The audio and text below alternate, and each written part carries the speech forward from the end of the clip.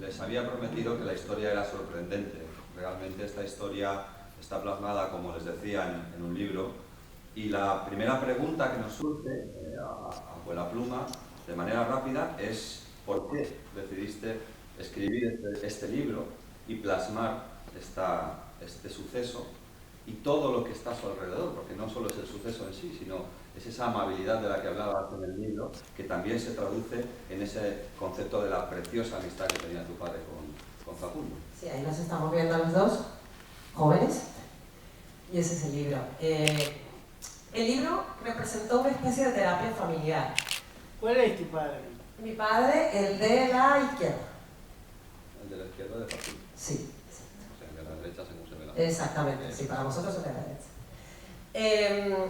Cuando papá regresa, evidentemente hay que ponerse en esa situación. Ya no solamente el hecho de que maten a alguien delante de ti, ya de por sí es terrible. Que ese alguien sea tu amigo y lo conozcas desde hace 40 años, es más terrible. Pero también pensar que podías haber muerto ahí es aún más terrible, ¿no? Había tres componentes espantosos cuando papá regresa. Estaba completamente devastado, ¿no? Yo le dije que tenía que hacer terapia, que tenía que hablar con alguien.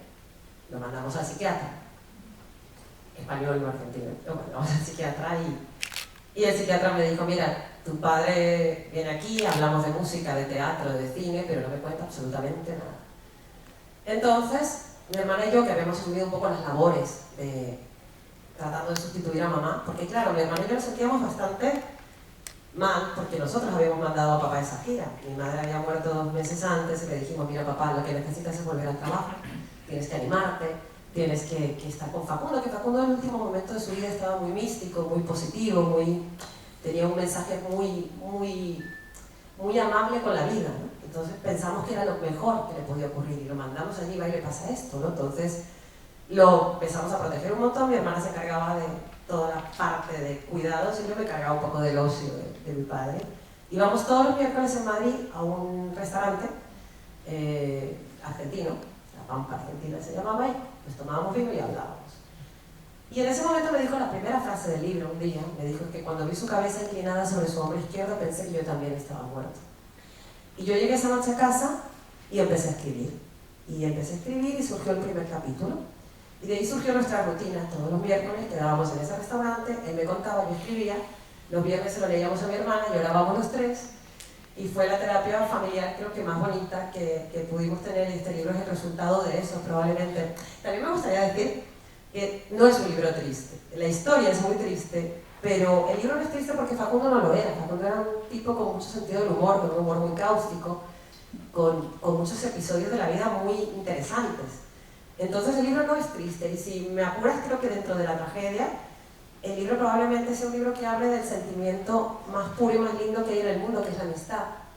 Yo creo que es un libro sobre la amistad, es un libro sobre esa última semana que compartieron juntos, que la fatalidad, el destino, el azar, o como los dioses quieran llamar todo esto, pues acabó en esa tragedia.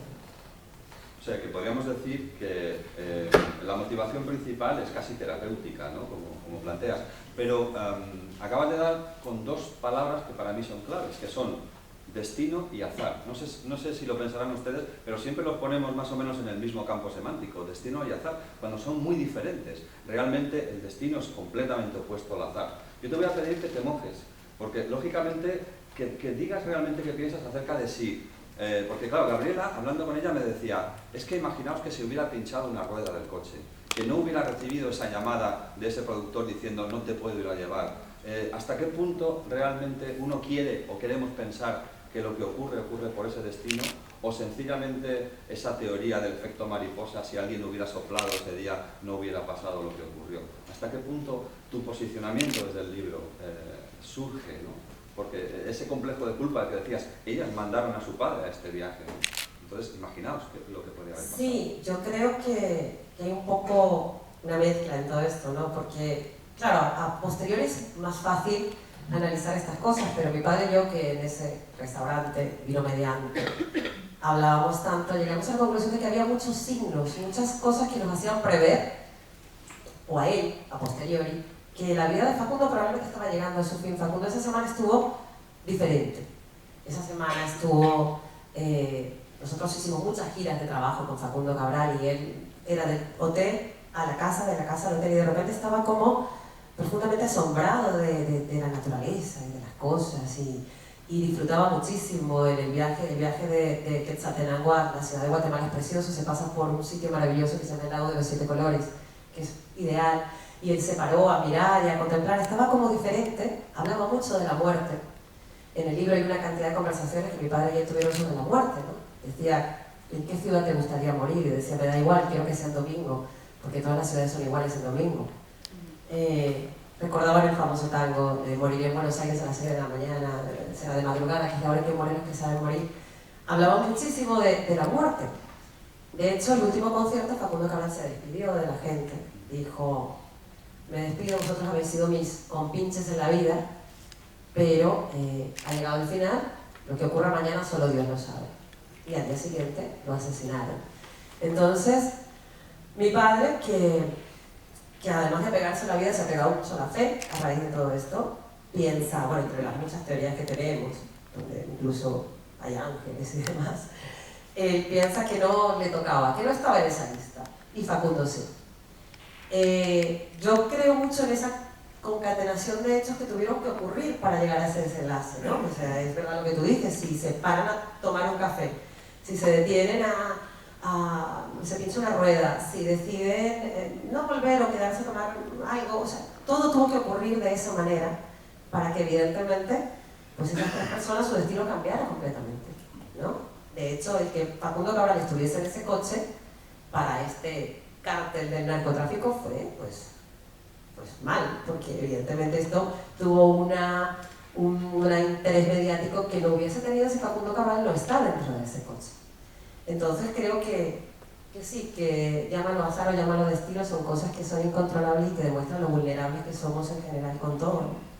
Y que la vida no te permite mantenerte en el mismo estado anímico nunca, ¿no? Cuando te sientes muy bien siempre ocurre algo que lo manda todo al cuerno o al revés, ¿no? Y eso nos hace confiar y desconfiar mucho en la vida también. Sí. Tengo una pregunta, ¿nunca hablaste con la persona que le dijo que no iba a poder ir a buscarlo? Sí, se sentía bastante culpable. Se sentía bastante culpable, pero claro, entonces tendríamos que irnos a la pobre madre de ese señor que se enfermó. Y entonces tenemos que irnos a la señora que le dio la comida, que le sentó mal. Y entonces tenemos que ver quién preparó esa comida. Y es una cadena de acontecimientos que tuvieron que ocurrir para que no pudieran ir a recogerles, ¿no? Es así. ¿Podrías hablar algo de la vida trágica de Facundo?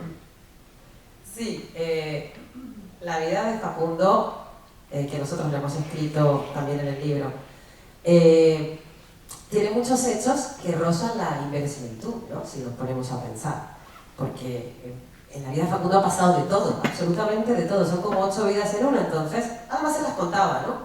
De repente no hay muchas cosas que den fe que todas esas cosas que ha contado son reales. Pero yo a veces pienso, si alguno de nosotros nos cuenta que Facundo Cabral iba a morir asesinado en manos de unos sicarios del narcotráfico en Guatemala a las 4 de la mañana baleado, diríamos, esta es otra Facundada, ¿no? Entonces muchas veces pienso que este final, quizá, le da una cierta verosimilitud, o por lo menos le beneficio de la duda a todas esas historias. La coherencia en la vida. Sí, sí, porque te pones a pensar y dices, una persona que ha vivido así, tenía que terminar así, o por lo menos papá a veces ya cuando usamos un poco el humor cáustico y a veces irónico pensamos, bueno, Facundo que le gustaba tanto salir en la prensa, ha salido absolutamente en todos los medios y realmente ha sido una muerte que no solo nadie esperaba, pero que probablemente hasta le da una cierta coherencia a lo que decimos a la vida, que él ha tenido, que como, sí, o sea, es difícil de creer. Eso sí era consecuente, te lo contaba una vez y te lo contaba en la misma versión en el último día de su vida, o sea, sí. Sí, le quería hacer una pregunta. ¿Su padre era representante de Facundo Cabral en Europa? Sí, mi padre y Facundo se conocen de una época en que mi padre era director de la Universidad de Córdoba. Entonces, comienzan a hacer los conciertos populares y se conocen cuando Facundo era el Indio Gasparino, hace años ya. Cuando mi padre deja Argentina, montó una empresa que se llama Contemporánea Producción Artística y empiezan a hacer giras. y allí contrata a Facundo de vez en cuando, que les unía en realidad una relación de amistad. ¿Y Fariñas era representante de él en Nicaragua? No, Henry Fariñas compraba espectáculos. Compraba espectáculos. Ahora, esto es una cosa que mi padre recalcó mucho. Henry Fariñas es un hombre en ese momento tenía 40 años, un pincel, súper educado, muy fan de Facundo, que se notaba que estaba haciendo ese espectáculo no para ganar dinero, sino porque le gustaba. Su mujer, sus hijos, esto, nadie podría imaginarse que esa persona era lo que resultó ser, ¿no? De hecho ahora está preso, le cayeron 30 años de cárcel, creo que le han bajado algunos porque así es la justicia, pero vamos, que nadie podía haberse imaginado eso. No se sabía. Muchas gracias. ¿Hiciste otras investigaciones para tratar de ver quiénes fueron los que organizaron el film? Nosotros no quisimos entrar mucho en la parte del policial, digamos, porque en realidad no queríamos hacer un libro de eso, era más bien un homenaje a Facundo y a la relación de amistad con Facundo. Sabemos que en realidad era una venganza del señor que disparó, que se llamaba El Palidejo, que fue una venganza hacia Henry Fariñas por unos locales nocturnos que tenían, que no terminaban de pagar. Sabemos que había una venganza entre bandas, que la fatalidad quiso que Facundo estuviese sentado al lado de este señor en ese momento, ¿no? pero que no tenía nada que ver con nada, ¿no? Nosotros no quisimos entrar en eso. Además, hay una cosa que mi padre recalcó mucho también, que cuando se sabe un poco lo que ocurre, él dice que por primera vez siente miedo, no miedo de la vida, no miedo de las ausencias, no el miedo que solemos sentir, sino el miedo físico. Dice, es un miedo que te duele en las piernas, y que solamente él y el sonidista pudieran sentir en ese momento, porque era un miedo de ¿qué nos va a pasar? ¿Por qué? O sea, estaban con custodias. Dice que cuando se separaron, porque el sonidista volvió a Buenos Aires y él tenía que ir a Madrid, se separaron y se abrazaron como dos supervivientes, ¿no? Como esa sensación de... Porque el miedo era grave, ¿no? Mi padre, hasta que pudo hablar de esto, pasó tiempo, porque estaban aterrados, no sabía qué había pasado, ¿no? Fue muy complicado. Y bueno, el libro, en realidad, aparte de todo esto, tiene el humor que tenía Facundo y es un homenaje un poco a la gente que lo quería y que lo seguía, ¿no? ¿Tenés otros libros? Sí. Tengo 2 novelas más que no tienen nada que ver, afortunadamente, con esto. No quiero escribir nada más que tenga que ver con mi familia, espero, por favor, que no ocurra más, porque esto no es una historia que no me hubiese gustado contar, ¿no? Pero ocurre. La línea de investigación fue clara desde el comienzo, porque acá los medios dijeron cualquier cosa. Se sabía que el atentado era contra otra persona y que fue de accidente. Sí, al principio no, porque al principio la noticia, claro, Facundo Cabral ha sido asesinado. Entonces, lo primero que salió Rigoberta Menchú a decir que era por sus ideales políticos. Estaban próximas a las elecciones en Guatemala, entonces que podía haber sido por... Al principio fue muy complicado, pero vamos, es verdad que a la semana ya se sabía exactamente lo que había ocurrido. Se sabía exactamente lo que había ocurrido y no hubo más dudas con respecto a... que es una cosa que papá también quería dejar muy claro, ¿no? No había más dudas con respecto a cualquier relación que podría tener Facundo con esta persona, ¿no? Que era ninguna, más que lo había contratado para un concierto, ¿no? Que es así. Y es terrible, ¿no? Nunca sabes con quién estás hablando ni al lado, ¿no? Nunca se sabe. Pero además él eligió ir adelante. Es el destino. Usted se ha posicionado sobre el destino. Tendríamos que preguntar si levantáramos la mano los que creemos o no en el destino, ¿verdad? Él eligió ir adelante. Si uno elige, es destino, no es. Eso ya hay cada uno que se haga su propia es verdad, sí. Porque habrán los que levanten la mano y digan, no, es azar, es suerte, si hubiéramos cambiado un grano de arena de la carretera seguramente no hubiera pasado, sí. Eso cuando uno elige. Sí, efectivamente fue así. Además fue una conversación que tuvieron ellos dos de voy delante, no voy yo, ¿tú quieres? ¿Quién va? O sea, fue así como una que también te pone a pensar mucho, porque mi padre me decía, podría haber estado yo delante. Imagínate nosotras diciendo, Dios mío, o sea, 2 meses después del fallecimiento de mi madre tenemos... O sea, era una cosa tremenda, ¿no? De pensar, ¿no? Lo que pasa es que, bueno, ese ejercicio es bastante difícil, ¿no? Porque los futuribles están ahí, nunca sabemos qué habría pasado y sí. yo no me subo, y si pasa tal, ¿Y quién escribe el destino también, no? Es la gran pregunta, ¿no? La verdad es que hay historias alrededor de esta historia y frases alrededor de esta historia que ponen los pelos de punta, ¿no? Siempre digo que hay dos tipos de personas. Hay muchos tipos de parejas de personas, pero uno de ellos es el que yo diferencio entre los que han visto morir a alguien y los que no. Y yo creo que es una de esas categorizaciones de las personas que te hacen iniciarte en otra nueva vida, porque la muerte no es ni más ni menos que la asunción de la vida, ¿no? Entender lo que es la vida. No, mi papá tuvo muchas conversaciones con Facundo en ese momento, que una de las más que quedó más marcada, ¿no? Es que Facundo siempre decía que por la pérdida de mi madre, le decía que todo ese amor que le daba a mi madre tenía que reubicarlo, porque si no lo iba a matar, ¿no? Entonces tienes que sentir que ese amor tienes que volver a ubicarlo y tienes que volver a ilusionarte, y sobre todo en la vida siempre hay que tener un sueño, ¿no? Porque si no tienes un sueño, la vida puede ser terrible, ¿no? Entonces decía Facundo que si tienes un sueño, empiezas a parecerte a ese sueño y te ocurre algo más lindo que la felicidad, que es la libertad, ¿no? Y yo creo que mi padre, dentro de toda la tragedia, se agarró mucho a la vida, volvió a tener sueños y volvió a reubicar ese amor, y esas cosas son importantes. Yo creo que ya no tenemos más tiempo, ¿no? Sí. ¿Tienen ustedes alguna pregunta? ¿Alguna pregunta más? ¿Algún comentario? Muy bien, bueno, pues nada.